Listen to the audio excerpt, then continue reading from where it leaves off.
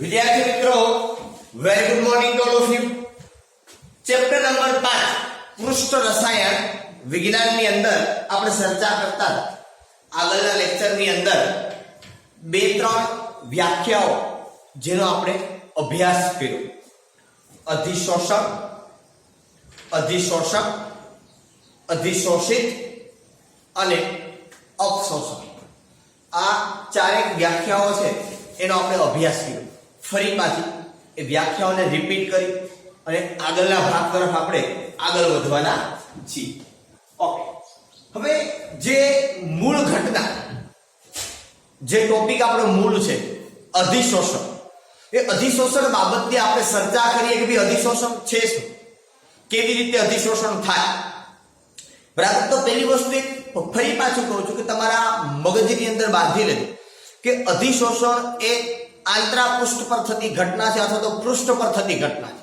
મતલબ કે અધિશોષણ એ પૃષ્ઠ ઘટના છે. કઈ ઘટના છે? અધિશોષણ એ પૃષ્ઠ ઘટના છે કે સપાટી પર થતી પ્રક્રિયા છે.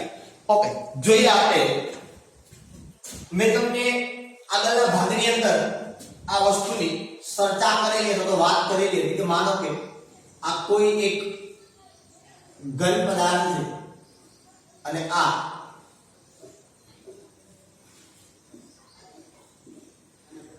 બરાબર કે આ ઘન પદાર્થની અહીંયા કહી દઈએ એવું કે આ ઘન પદાર્થની સપાટી પર કોઈ વાયુઓ છે એ આ રીતે આ આખું બંધ પાત્ર હોય. આ ઘન પદાર્થ અને આ બધું એક બંધ પાત્રની અંદર લીધેલું. તો આ વાયુઓ છે એ વાયુઓ એ ઘન પદાર્થની આ જે સપાટી છે અહીંયા આ સપાટી છિદ્રાળુ હોય. કેવી હોય? છિદ્રાળુ. છિદ્રાળુ એટલે ચીકણી નહીં, છિદ્રવાળી. અને આ સપાટી ઉપર આ વાયુઓ છે આકર્ષણ અથવા તો આ સપાટી પર આ વાયુઓ છે જળવાય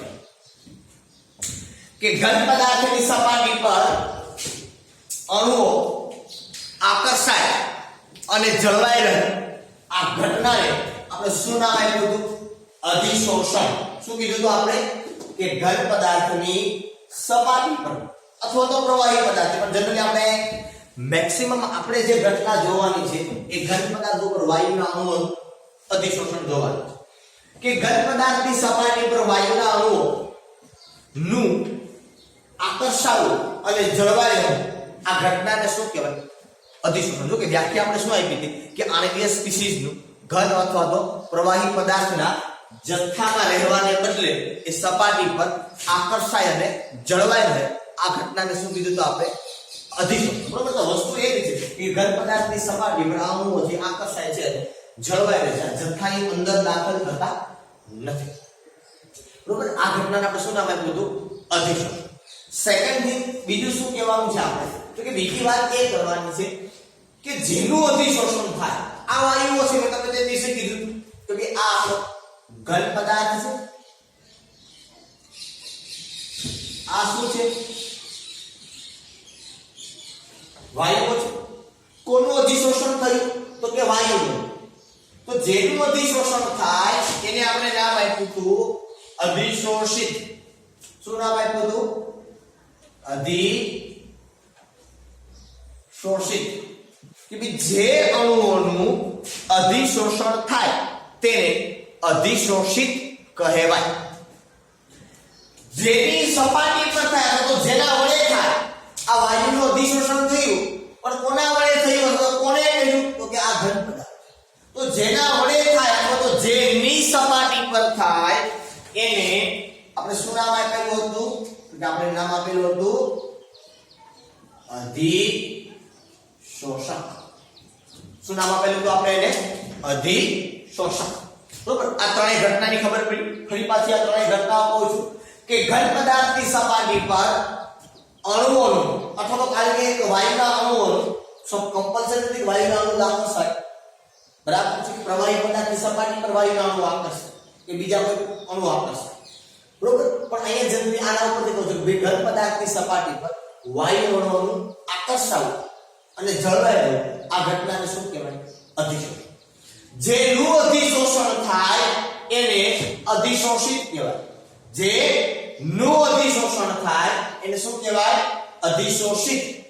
જેના વડે અધિશોષણ થાય, જેના વડે અધિશોષણ થાય એને શું કહેવાય?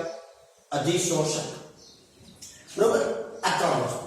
સેકન્ડ થી કે ભાઈ આ સપાટી પરથી કોઈ કારણોસર આ અણુઓ છે જે આ વાયુના અણુઓ કે અહીંયા આવેલા હોય, કોઈ કારણોસર આ છિદ્રોની વચ્ચે આ વાયુના અણુઓ છે એ આવેલા હોય, પરંતુ અધિશોષણ થયું છે એટલે આવી રીતની ઘટના છે એ તમને જોવા મળે. બરાબર? અધિશોષણ થઈ ગયું કે આ વાયુના અણુઓ હતા રેડ કલરના કે આ સપાટી પર આવી ગયું. બરાબર છે? હવે તો કે કોઈ કારણોસર આ અણુઓ સપાટી છોડીને જતા રહે. ક્યાં અણુઓ? તો કે જેનું અધિશોષણ થયું છે, અધિશોષિત વાયુ કે આ સપાટી છોડી અને જતા રહે તો આ ઘટનાને અપશોષણ કહેવાય. શું કહેવાય? ઘટનાને અપશોષણ તરીકે ઓળખવામાં આવે છે. બરાબર છે? હવે પ્રશ્ન મૂળ આપણી પાસે એ રહે કે સર કયા કારણોસર, પ્રશ્ન શું રહે આપણી પાસે કે ભાઈ કયા કારણોસર આ વાયુના અણુઓ છે એ સપાટી છોડી અને જતા રહે? એવું કયું કારણ છે? તો કે ભાઈ દબાણ ઘટાડવાથી અને તાપમાન વધારવાથી. દબાણ ઘટાડવાથી અને તાપમાન વધારવાથી. દબાણ ઘટાડવાથી અને તાપમાન વધારવાથી આ અણુઓ છે એ સપાટી છોડીને જતા રહે તો એ ઘટનાને આપણે નામ આપેલું છે અપશોષણ. શું કહેવાય છે? અપશોષણ. મતલબ અપશોષણ એ અધિશોષણ કરતા ઉલટી ઘટના છે. અપશોષણ એ શું છે? અધિશોષણ કરતા ઉલટી ઘટના. મેં તમને પહેલા પણ કીધું આ આખું એક બંધ પાત્રની અંદર પ્રક્રિયા થતી હોય. કારણ કે સપોઝ આ પ્રક્રિયા થાય છે તો આ પ્રક્રિયા એ આખી આવી રીતે કંઈક થતી આખું એક આવું બંધ પાત્ર હોય. આ બંધ પાત્રની અંદર પ્રક્રિયા થતી હોય તો જ વાયુના અણુઓની સપાટી એટલે વાયુના અણુઓ ગમે ત્યાં અસ્તવ્યસ્ત રીતે જતા. પણ એ માત્ર સપાટી પર અહીંયા સપાટી પર, સપાટીની અંદર દાખલ થતા નથી. કારણ કે મૂળ આપણો વરરાજો કોણ? તો કે અધિશોષણ. અને અધિશોષણ થી કઈ ઘટના છે? તો કે અધિશોષણ એ પૃષ્ઠ ઘટના છે. આ વાત કરી આપણે આગળના લેક્ચરની અંદર જે અભ્યાસ કર્યો આગળના લેક્ચરની અંદર અભ્યાસ કરેલ છે એ બાબતનો આપણે થોડું રિવાઇઝ કરીએ. બરોબર? હવે સેકન્ડ થિંગ, જે સેકન્ડ મુદ્દો કે જેના પછીનો જે ટોપિક છે આપણો એ ટોપિકની વાત કરવી છે. ટોપિક આપણે આપેલો છે કે અધિશોષણ અને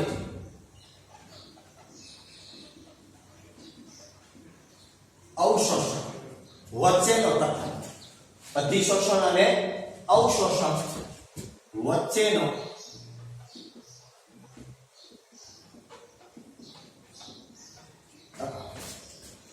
કે ભાઈ અધિશોષણ કોને કહેવાય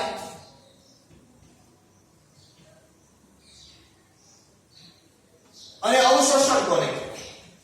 આ બંને વચ્ચેનો તફાવત શું છે? અધિશોષણ ક્યારે થાય અને અવશોષણ ક્યારે થાય? એક વસ્તુ સમજો. અધિશોષણમાં માત્ર ને માત્ર અણુઓ એ સપાટી પર જળવાઈ રહે છે અથવા તો જથ્થાની સપાટી ઉપર આવે છે, એ જથ્થામાં અંદર દાખલ થતા નથી. જ્યારે અવશોષણમાં કણો અથવા તો અધિશોષિતના કણો એ સપાટીના જથ્થામાં દાખલ થાય છે. ફરી પાછું અધિશોષણ અને અવશોષણ વચ્ચેનો તફાવત એક મુદ્દો થયો કયો કે અધિશોષણમાં ઘન પદાર્થના કણો અથવા આપણે એવું કહીએ અધિશોષણમાં અધિશોષિતના અણુઓ, કોના અણુઓ?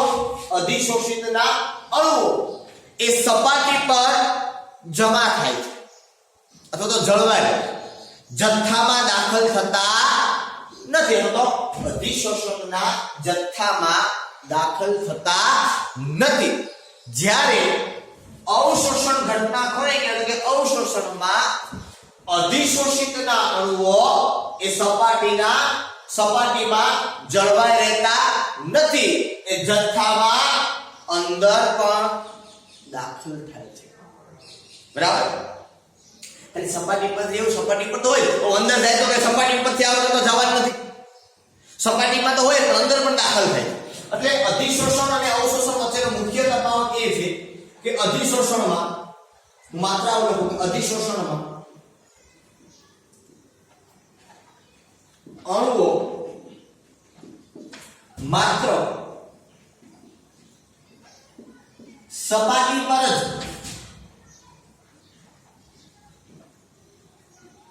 જળવાઈ રહે છે, જથ્થામાં અંદર દાખલ થતા નથી. જ્યારે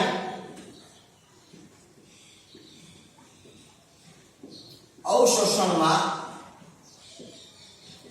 અણુઓ જથ્થામાં અંદર દાખલ થાય છે, બરાબર? આ પ્રથમ તફાવત છે એની વચ્ચે. પણ આપણે આમ લીટી પાડી લખવાની જરૂર નથી, લખવું તો લખી શકાય, એમાં કઈ ખોટું નથી, બરાબર? પણ પહેલી વાત કે અધિશોષણ છે માત્ર સપાટી પર થાય, જ્યારે અવશોષણ એ સપાટીના અંદર પણ થાય. હવે એની વાત એમ છે કે સપાટી પર તો આવવાનો જ છે, અધિશોષિતના જે કણો હશે કે અંદર તો આવશે જ, પણ સપાટી પર આવે તો જ અંદર આવે, એમને આવવાના નથી. એ કઈ ઘટનાની અંદર વાત કરીએ છીએ આપણે? અવશોષણ. એક્ઝામ્પલ તરીકે જોવું હોય તો કે અવશોષણની વાત કરી, બરોબર? તો એક સરસ મજાનું એક્ઝામ્પલ તમને આપેલું છે કે એક ચોકનો ટુકડો છે, એ ચોકના ટુકડાને રંગીન શાહીના દ્રાવણમાં ડુબાડવામાં આવે છે ને. ચોકના ટુકડાને આપણે તમે અત્યારે તો આપણી પાસે નથી, પણ પહેલાના સમયની અંદર તમે કદાચ આગળ ભણેલા પ્રાઇમરી ધોરણની અંદર તમે હું બંને, બરોબર? ત્યારે ચોકના ટુકડા વડે બ્લેક બોર્ડ ઉપર લખવામાં આવતો, તો વ્હાઇટ બોર્ડ થઈ ગયું અને બાકીનું બધું બીજું થઈ ગયું. પણ પહેલા શું હતું કે બ્લેક બોર્ડ ઉપર વ્હાઇટ ચોક અથવા તો બીજા કોઈ પણ કલરના ચોકથી લખવામાં આવતું. અત્યારે જનરલી વધારે પડતા વ્હાઇટ ચોકનો ઉપયોગ થતો. હવે એ વ્હાઇટ કલરનો જે ચોક છે એ ચોકને જ્યારે તમે રંગીન શાહીના દ્રાવણમાં ડુબાડો ત્યારે શું થાય? તો કે ત્યારે એ રંગીન શાહીના જે કણો છે એ શું થાય? તો કે એ કણો માત્ર એ ચોકના ટુકડા ઉપર જમા થાય. માત્ર ક્યાં જમા થાય? ચોકના ટુકડા ઉપર જમા થાય. અને અંદરના ભાગની અંદર જે બાકીના જે પ્રવાહીના પદાર્થ છે એ બાકીનો પ્રવાહીનો પદાર્થ એ ક્યાં દાખલ થાય? તો કે ચોકની અંદર દાખલ થઈ જાય. તમે આ વસ્તુને જોયેલી છે, સિમ્પલ. આપણે ઘણી વખત ચોકને પાણીમાં ડૂબાડેલું છે તો પાણી અંદર પણ જતું. એનો મતલબ જો સપાટી ઉપર ઘટના હોય તો તેને અધિશોષણ કહેવાય, અંદર જાય તો એને અધિશોષણ કહેવાય. એટલે અહીંયા બંને વસ્તુ સાથે જોવા કે માનો કે આ ચોકનો ટુકડો છે, એ ચોકના ટુકડાને માનો કોઈ પણ રંગીન દ્રાવણ, માનો કે ભાઈ એક ગ્રીન કલરનું દ્રાવણ મેં બનાવેલું છે, લીલા રંગનું દ્રાવણ છે, તો લીલો કલર છે. કયો કલર છે? લીલો કલર છે. જે આપણે કોઈ પણ જગ્યાએ કરવાનો હોય કલર, દિવાલના કોઈ જગ્યા ઉપર, એ કલરની અંદર હું ચોકને ડુબાડી દઉં તો શું થશે? તો કે ચોક તમને ઉપરથી કેવી દેખાય? તો કે હવે ગ્રીન કલરની થઈ. પણ એ ચોકના ટુકડાને તમે તોડો અને અંદર જોશો તો ખબર પડશે કે અંદર પાણી છે.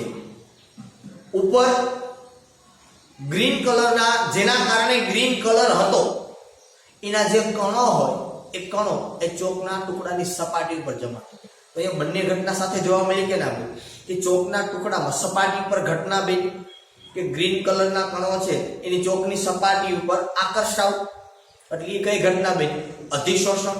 અને ઓલા બાકીના જે પ્રવાહીના કણ હતા એ બધા ક્યાં ગયા? પાણીના કણ બધા ક્યાં ઉતરી ગયા? ચોકની અંદર ઉતરી ગયા. તો એ ઘટના બની, એને કઈ ઘટના કહેવાય? તો કે એ ઘટનાને અવશોષણ તરીકે ઓળખવામાં આવે. તો અહીંયા આપણે લખવું હોય તો લખાય કે ફોર એક્ઝામ્પલ ચોકના ટુકડાને રંગીન શાહીના દ્રાવણમાં ડુબાડવામાં આવે ત્યારે રંગીન કણો ચોકની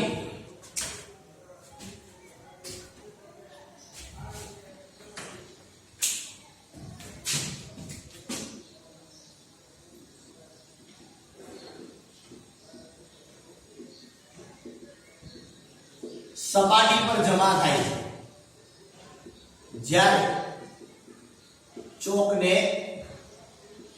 તોડતા અંદર રંગવિહીન પ્રવાહી જોવા મળે છે. તો જે રંગીન કણો સપાટી પર જમા થયા એ અધિશોષણની ઘટના થઈ અને ચોકની અંદર જે રંગવિહીન પ્રવાહી તમને જોવા મળ્યું, એ રંગવિહીન પ્રવાહી તમને જે જોવા મળ્યું એ ઘટના કઈ થઈ તમારી? કે એ ઘટના તમારી અવશોષણની ઘટના. બરોબર? આવું જ એક બીજું એક્ઝામ્પલ છે. એ બીજું એક્ઝામ્પલ ને પણ તમે લઈ શકો કે ભાઈ નિર્જળ કેલ્શિયમ ક્લોરાઇડ, નિર્જળ કેલ્શિયમ ક્લોરાઇડ અથવા તો પાણીની બાષ્પ હોય, એ પાણીની બાષ્પની અંદર જો તમે નિર્જળ કેલ્શિયમ ક્લોરાઇડ રાખો, બરોબર, તો શું થાય? તો કે નિર્જળ કેલ્શિયમ ક્લોરાઇડ રાખો તો એ પાણીની બાષ્પ છે એ કેલ્શિયમ ક્લોરાઇડ ની અંદર આખા એને શું કરી લે છે? તો કે શોષી લે છે. આખાની અંદર શું કરી લે છે? એને શોષી લે છે. મતલબ અવશોષણ તો એની અંદર પણ પાણીની બાષ્પ જતી રહેશે. દાખલા તરીકે હું તમને ઈ બાબત ઉપર એક સિમ્પલ એક્ઝામ્પલ આપું, કદાચ તમને યાદ ન હોય અત્યાર સુધી. માનો કે આપણી પાસે આ એક બંધ પાત્ર છે.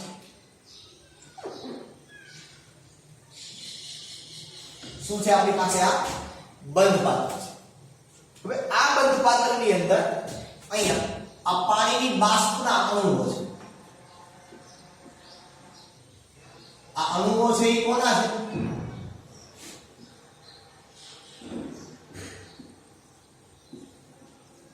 પાણીની બાષ્પ છે. હવે આ એક પાત્રમાં આ એક પાત્ર છે મારી પાસે. આ પાત્રની અંદર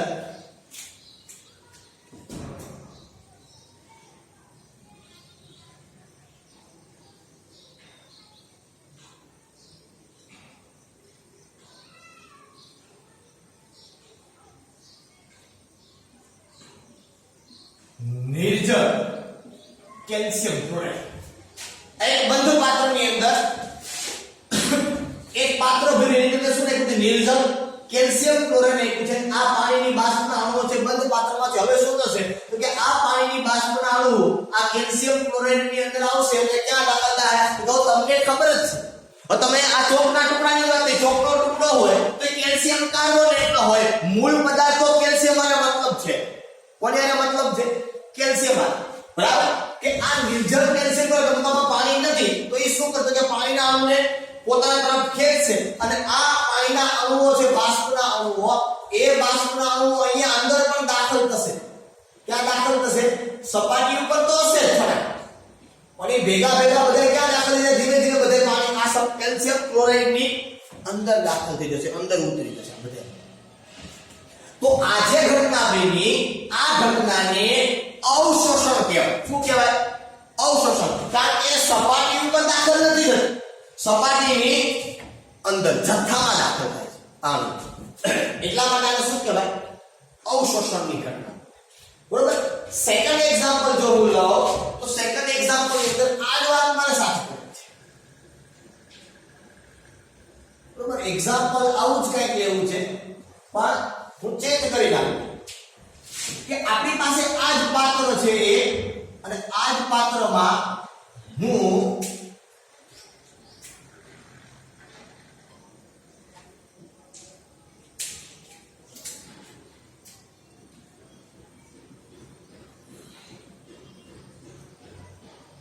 આજે રાખું છું એ સિલિકા જેલ. શું છે? Silica gel. સફેદ કલરનો પદાર્થ. મેં તમને કીધું તમે ઓનલાઈન કઈક વસ્તુ બગાવો, શૂઝ કે કઈ પણ વસ્તુ, બરોબર, તો એની અંદર એક પડીકી રાખેલી અંદર સફેદ સફેદ સૂક્ષ્મ ખંડના કણ જેવા કણો હોય જેને શું કહેવાય? Silica gel. આ પાત્રમાં હું સિલિકા જેલ રાખું છું. હવે પાણીની બાષ્પની અંદર જે બંધ પાત્ર છે તો શું થશે? તો કે સિલિકા જેલ છે એ આ અણુઓને પોતાની સપાટી પર આકર્ષી રાખશે. શું કરી રાખશે? એની સપાટી પર આકર્ષી રાખશે, એની અંદર દાખલ થવા દેશે નહીં. તો આ ઘટના જે બની, આ ઘટનાને કઈ ઘટના કહેવાય? અધિશોષણ. કઈ ઘટના કહેવાય? અધિશોષણ. ટૂંકું અને ટચ છે, જો અણુઓ સપાટી પર આકર્ષાઈને જળવાઈ રહેતા હોય તો એને અધિશોષણ કહેવાય. જો સપાટીની અંદર દાખલ થતા હોય, જથ્થામાં દાખલ થતા હોય તો એને અવશોષણ કહેવાય. શું કહેવાય? એને અવશોષણ કહેવાય. સપાટી પર હોય અને કોઈ કારણોસર જતા રહીએ તો એને અવશોષણ કહેવાય. ઘણી વખત આ બંને ઘટના સાથે બને, અધિશોષણ અને અવશોષણ. મેં તમને ચોકવાળા ટુકડાની અંદર એક્ઝામ્પલ આપ્યું કે ચોકના ટુકડા રંગીન શાહીના વાળા ટુકડામાં તમે ચોકનો ટુકડો ડુબાડો તો શું થાય? તો કે ઉપર રંગ આવે ને અંદર બધું પ્રવાહી દાખલ થાય. ઉપર રંગ આવ્યો તો ઈ ઘટના કઈ બની? તો કે ઈ ઘટના બની સપાટી ઉપરની અધિશોષણ, અંદર પ્રવાહી ગયું એ અવશોષણ. બરોબર? જો આ બંને ઘટના સાથે જોવા મળે તો એને શોષણ કહેવાય. અધિશોષણ અને અવશોષણ આ બંને ઘટનાઓ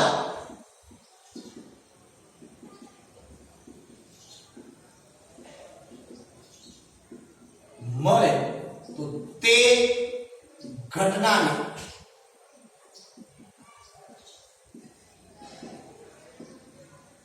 શોષણ કહે છે. તો તે ઘટનાને શું કહેવાય? શોષણ તરીકે ઓળખવામાં આવે છે. Is it clear? સમજમાં આવે છે? ફરી પાછા આ બધા શબ્દો, હવે આપણે બધા નહીં, આ બધા શબ્દો ફરી પાછા તમને સમજો, ફરી પાછા સમજો. સપાટી પર અણુઓ આકર્ષાય જો એટલે પછી અંદર જેવી સપાટી કોની હોય, ઘન પ્રવાહી કોઈ પણ નહીં હોય. અહીંયા ઘન પ્રવાહી, અહીંયા કોઈ પણ હોય, પ્રવાહી કે વાયુ.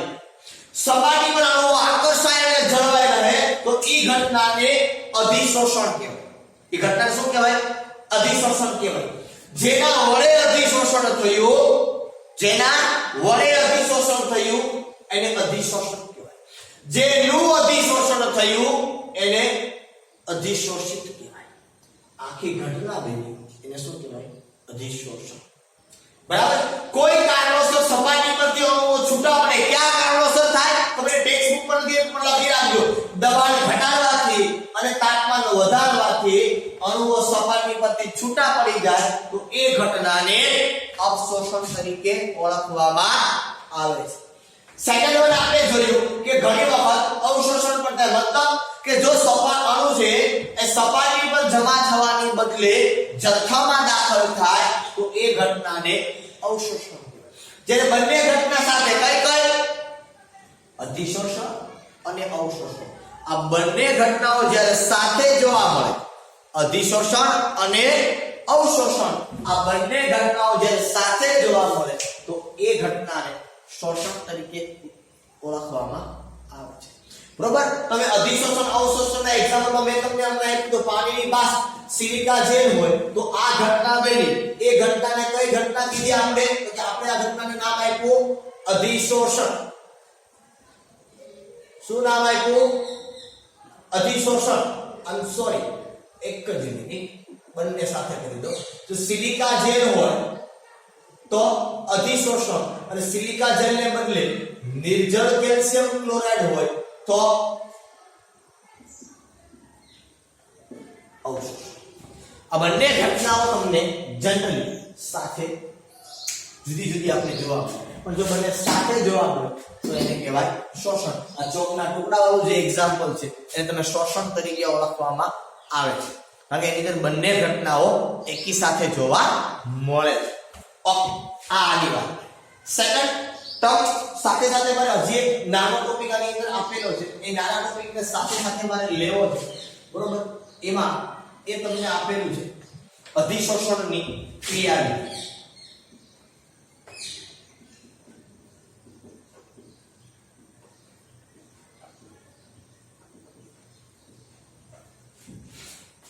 શું વાત કરી છે આપણે સાથે સાથે? અધિશોષણની ક્રિયાવિધિ.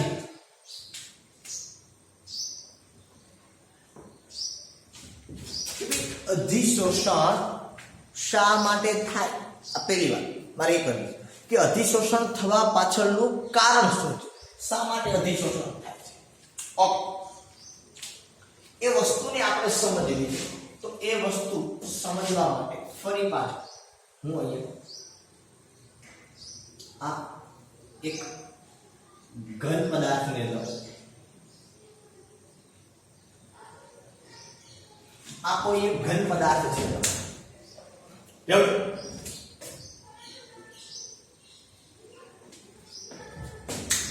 સમજ આટલું થોડુંક અમુક આ પેરામીટર થી થોડાક સમજવા તમને કદાચ લાગે, પણ આ પેરામીટર સમજાય એટલે બાકી બીજું આમાં કઈ છે જ નહીં. બરોબર, અધિશોષણ, અધિશોષિત, અધિશોષક, અવશોષણ, અપશોષણ અને શોષણ, આટલા. આ એક તમારો ઘન પદાર્થ છે. મારે સમજાવવું શું છે તમને? અધિશોષણ શા માટે થાય છે, આ થવા પાછળનું કારણ શું છે? સમજો આખું કે ભાઈ આ ઘન પદાર્થ કોઈ પણ છે, એટલે આ ઘન પદાર્થ છે એટલે આ છે કોણ? તમને ખબર છે? આ ભાઈ કોણ? કે આ ભાઈ અધિશોષક. કોણ આ ભાઈ? અધિશોષક. બરોબર, કે અધિશોષકની સપાટી પર આ અધિશોષિત અણુઓ શા માટે આકર્ષે છે? આવું અનિવાર્ય શું છે? આપણે કઈ તો કઈ આટા મારને ઘડીએ કઈ કારણ હોય ને એની પાછળ. ઘડીએ આપણે બાઈક ના આટા ફેરા મારતો હોય, ઘડીએ ગલીમાંથી નીકળતા હોય તો એમ કે આ કઈ હોવું જોઈએ એમ. આ અધિશોષક છે, આ અધિશોષકમાં આ અધિશોષિત અણુઓ શા માટે અહીંયા જમા થાય છે? એનું કારણ શું છે? તો અધિશોષકમાં આ સપાટીની અંદરનો કોણ છે, સમજ કે આ કણની વાત કરું છું, સપાટીની અંદરનો કોણ છે એ દરેક બાજુએથી આકર્ષણ બળ અનુભવતો. બાજુના પદાર્થ હોય એમાં તો અસંખ્ય કણો હશે, ઘન પદાર્થ હોય તો એમાં અસંખ્ય કણો હશે. હું અંદરના કણની વાત કરું, આ અંદરનો કોણ છે એ બધી બાજુએ, આ બધી બાજુઓ કોણ હોય કે નહીં?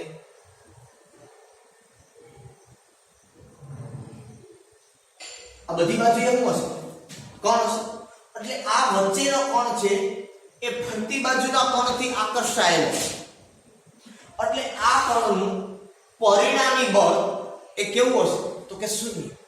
કારણ કે આ કણ આમ ખેંચે, આ આમ ખેંચે, ઉપર ખેંચે, નીચે ખેંચે, કોઈ ક્રોસમાં ખેંચે, એટલે આ કણ છે અને સંતુલિત બળ લાગે છે એવું કહેવાય. કયું બળ લાગે છે એવું કહેવાય? સંતુલિત બળ. કે અધિશોષકના જથ્થામાં રહેલા કણમાં કયું બળ લાગે છે?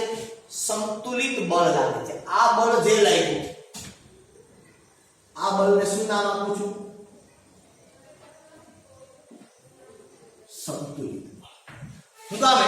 તો કે ફરતી બાજુએથી આકર્ષાય છે અણુ અને એને આકર્ષણ બળ લાગે છે ફરતી બાજુ.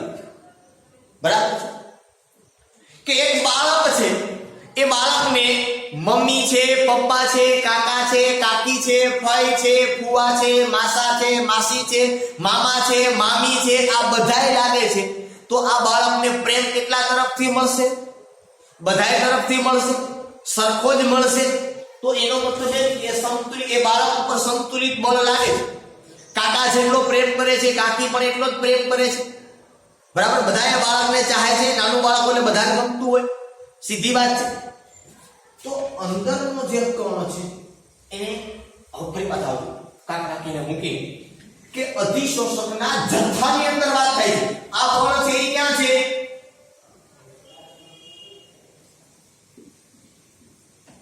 જથ્થાની અંદર. જથ્થાની અંદરનો કણ છે એને ફરતી બાજુએથી આકર્ષણ બળ લાગે છે. આ ફરતી બાજુએથી આકર્ષણ બળ લાગે છે એનો મતલબ ત્યાં સંતુલિત બળ છે. હવે સમજો બીજું, સપાટી ઉપરનો કણ છે અહીંયા આ ફરતી બાજુ બોર્ડર ઉપર. માનો કે હું તમને એમ કહું કે આ એક ઘન પદાર્થ છે મારી પાસે, આ એક ઘન પદાર્થ છે મારી પાસે, તો હું આ પહેલા મેં વાત કરી, ક્યાંની વાત કરી? આ અંદરનો કણ હતો એની વાત કરી. હવે હું ક્યાંની વાત કરું છું? આ સપાટી ઉપર, આ એક ઘન પદાર્થ છે, આ સપાટી ઉપરનો કણ છે એની મારે વાત કરું છું. આ જે કણ એક્ઝેક્ટ મારી આંગળીની નીચે જે કણ છે એ કણની મારે વાત કરું છું.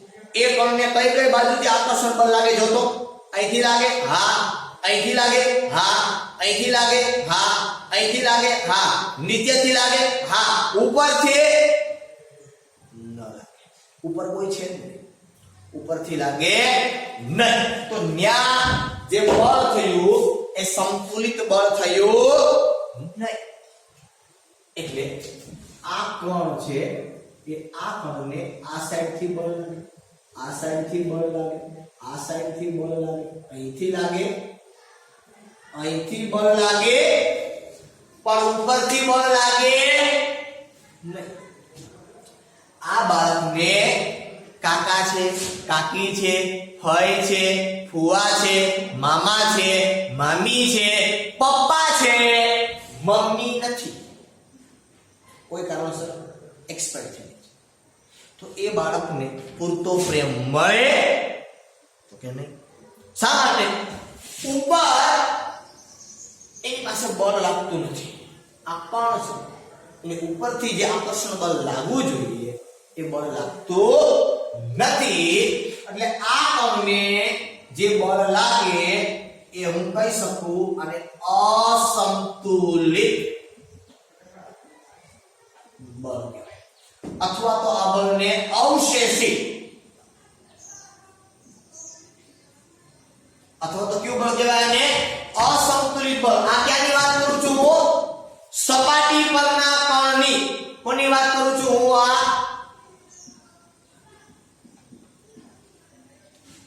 સપાટીની ઉપર રહેલો જે કણ છે. ફરી પાછું તમને કહું છું કે આ મેં બ્લુ કલરથી જે લખીને આપ્યું એ ક્યાંની વાત કરું છું? આંગળીની એક્ઝેક્ટ નીચે. આ સાઈડથી બળ લાગે, ડાબી બાજુથી, જમણી બાજુથી, બરોબર? આ સાઈડથી લાગે, આ સાઈડથી લાગે, નીચેથી લાગે, ઉપરથી બળ લાગવાનું નથી. એટલે આવું જે બળ છે એ બળને અવશેષી બળ અથવા તો અસંતુલિત બળ કહેવાય. ખબર પડી કે શા માટે અસંતુલિત નામ આપ્યું? બરાબર. હું કામ કે સંતુલિત નથી? આમાં જે સંતુલિત છે એમ અહીંયા સંતુલિત બળ સપાટી ઉપર લાગતો નથી. એના કારણે આ બળ ઉપરથી કોઈ આવતો હશે એને આકર્ષવા માટે મજબૂર થશે. શું થશે? એના માટે આકર્ષવા માટે મજબૂર થશે. એટલા માટે મેં તમને પહેલા પણ કીધેલું છે કે પૃષ્ઠ ઘટના છે કે અધિશોષણ છે એ પૃષ્ઠ ઘટના છે. હવે આ પૃષ્ઠ ઘટના છે પણ આ સપાટી પર ઊર્જા છે. આવો તો ઘણા બધા કણો આ સપાટી પર, પણ માત્ર એક જ કણ. તો આના કારણે શું થયું? તો કે આના કારણે એક કાર્ય થયું. કયું કાર્ય થયું? તો કે અધિશોષણને કારણે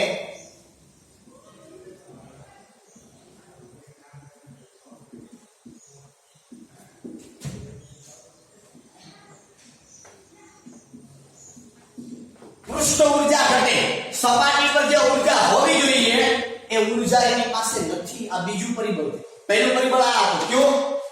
કે અધિશોષકમાં જથ્થામાં જે સંતુલિત બળ લાગે છે એ સંતુલિત બળ એ અધિશોષકની સપાટી પર લાગતું નથી. અથવા તો એવું કહેવાય કે અધિશોષણ થવાનું કારણ કે અધિશોષકની જથ્થામાં સંતુલિત બળ લાગે છે જ્યારે અધિશોષકની સપાટી પર અસંતુલિત બળ લાગે છે.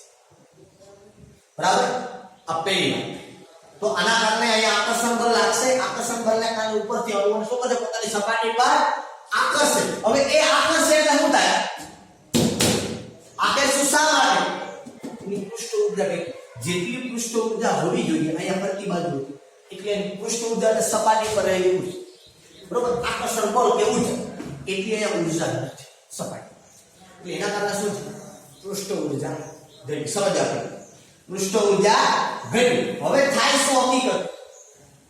તો કે આ અધિશોષક છે એ આ અધિશોષકની સપાટી પર કે અહીંયા આવી રીતે માનો કે કોઈ વાયુઓ છે એ કોઈ વાયુઓ આ સપાટી પર આવી અને ધીમે ધીમે આવા તો મેં તમને કીધું આવા તો અસંખ્ય કણ હશે.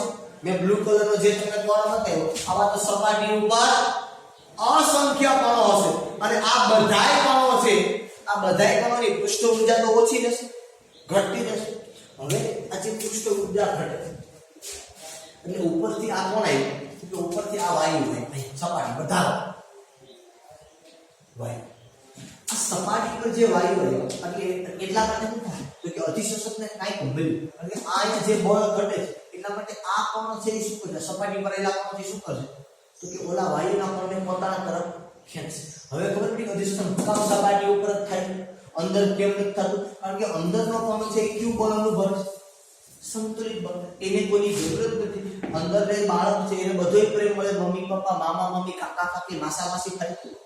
જ્યારે અહીંયા કાકા કાકી, મામા મામી, ફઈ ફૂવા બધાયનો પ્રેમ મળે છે, પણ મમ્મીનો પ્રેમ નથી મળતો. મમ્મીના પ્રેમ મેળવવા માટે આ અધિશોષકની સપાટી પર રહેલો કણ એ વાયુઓને પોતાની સપાટી પર આકર્ષશે. બરાબર? એટલા માટે અધિશોષણથી સપાટી પહેલી. પણ હવે ખબર પડી કે બીજા અહીંયા પણ આકર્ષણ બળ નથી મળતું આ જગ્યા ઉપર. એટલા માટે એ કણ છે કે જે સપાટી પર છે અધિશોષક છે એની પૃષ્ઠ ઊર્જા ઘટે. શું થાય? પૃષ્ઠ ઊર્જા ઘટે. હું કામ કર્યું તો કે અહીંયા અસંતુલિત કે અવશેષી બળ.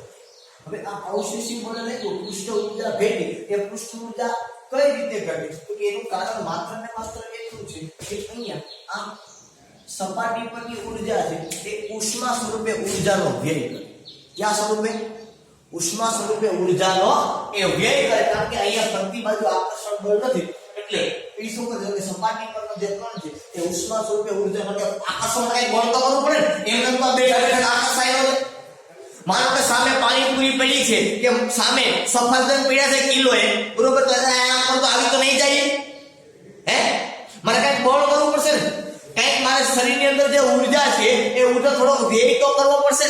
એટલે અહીંયા જે આ વાયુના કણને આકર્ષવા માટે અધિશોષકનો કણ એ જે ઊર્જાનો વ્યય કરે છે એ કયા સ્વરૂપે વ્યય કરે છે? તો કે ઉષ્મા ઊર્જા સ્વરૂપે.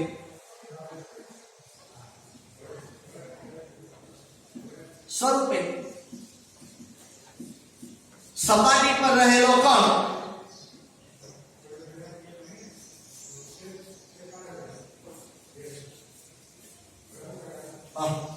ઊંધું લખાય. વાત મારી એ જ કરવી.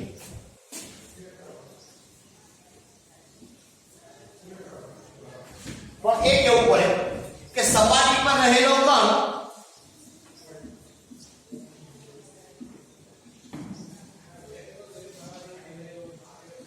ઉષ્મા સ્વરૂપે ઊર્જાનો વ્યય.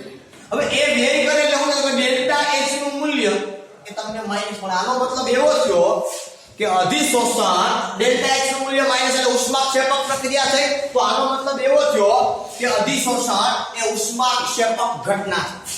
શું મતલબ છે આનો? અધિશોષણ એ ઉષ્માક્ષેપક ઘટના છે. તો એ લખી શકું કે અધિશોષણ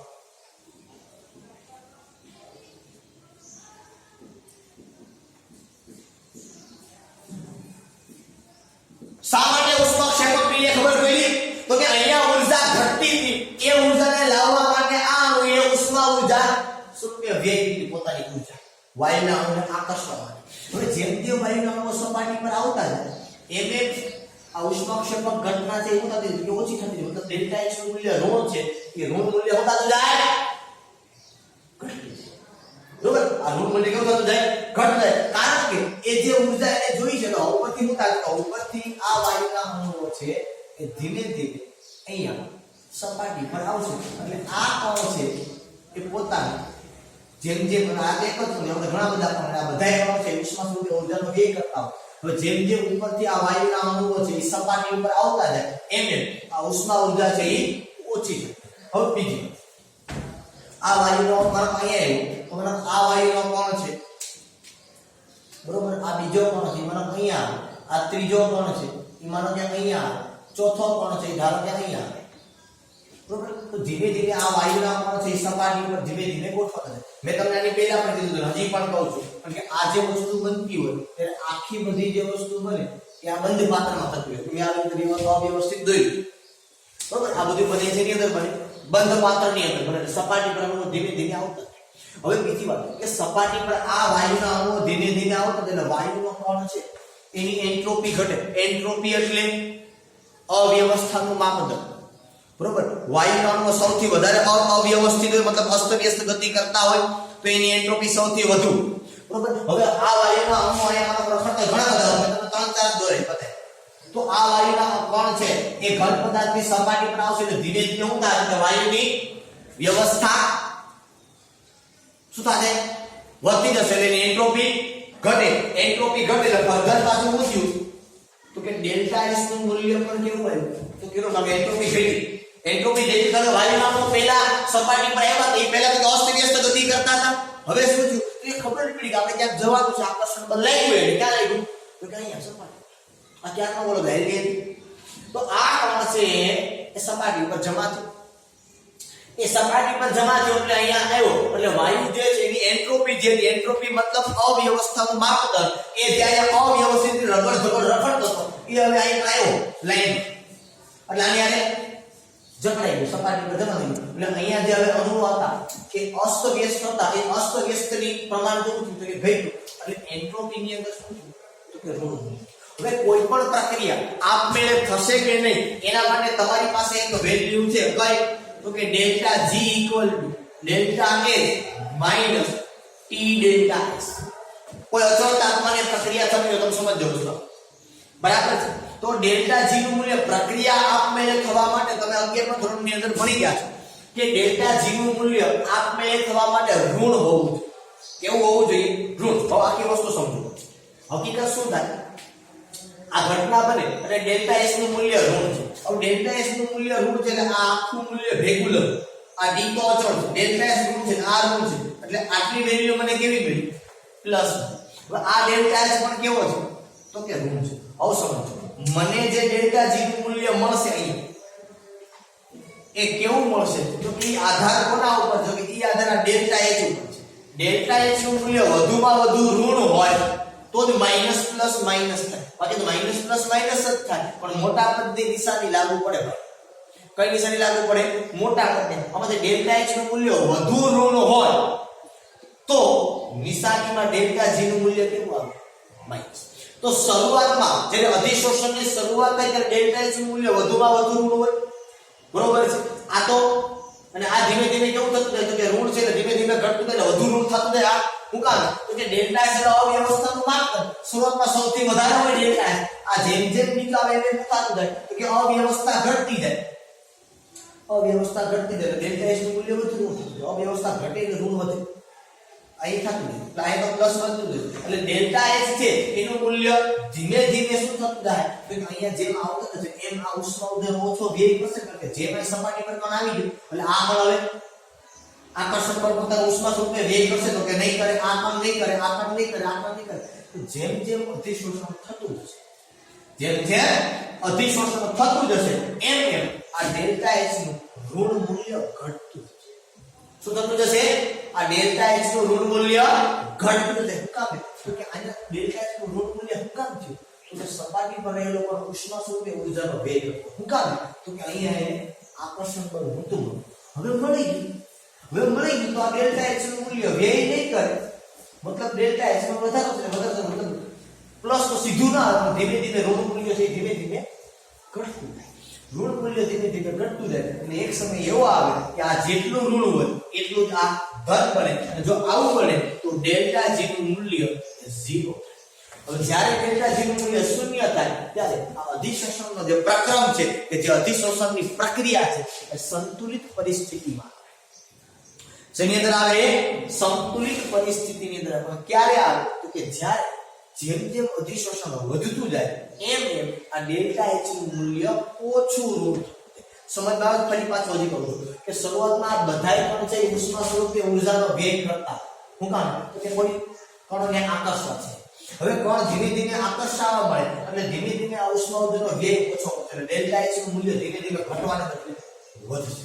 સેમ અહીંયા કે અધિશોષણ થતું જાય એટલે અહીંયા એન્ટ્રોપીની અવ્યવસ્થા છે એ ધીમે ધીમે ઓછી થતી જશે.